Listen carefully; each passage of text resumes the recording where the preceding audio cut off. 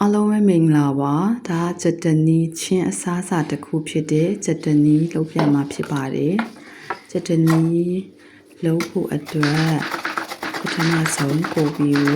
ကိုနှုတ်ဆင်းထားတယ်အသေးလေးတွေတိုက်တဲ့အတွက်ကြောင့်အသေးလေးတွေဆင်းထားတယ်အမကိုကတတ်တယ်လို့ပေါ့နော်နည်းနည်းကြီးလို့ရှိရင်လည်းအဆင်ပြေပါတယ်အဲ့ဒါကိုမှခရမ်းချင်သေးရယ်ချစ်တော်မီရယ်လီးပြီးတော့ငရုတ်ပြီးစားရယ်ချိုမုတ်ချက်ကြိုက်တယ်လို့ရှိရင်အချိုမုတ်ထည့်လို့ရပါတယ်နောက်ပြီးတော့စီထည့်ချင်တဲ့သူအတွက်လည်းစီထည့်လို့ရပါတယ်ကျွန်မကတော့ပုံမှန်တစ်ခါတလေမှစီထည့်ပါတယ်ပုံမှန်အဖြစ်စီမထည့်ပါဘူး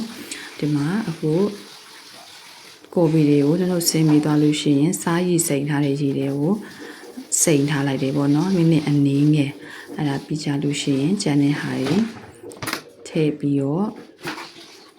လီးပြီးတော့လက်နဲ့ဒီလိုနေပြီးတော့သမင်းနဲ့အတင်စားလို့ရပါပြီဒါချင်းနေမှာဒါကိုပေးနေရမှာစားလေးဆိုလို့ရှိရင်ပုံမှန်သမင်းစားတဲ့အချိန်မှာစားတတ်ကြတယ်ညတော့နောက်ပြီးတော့ဒီ Christmas ပွဲတို့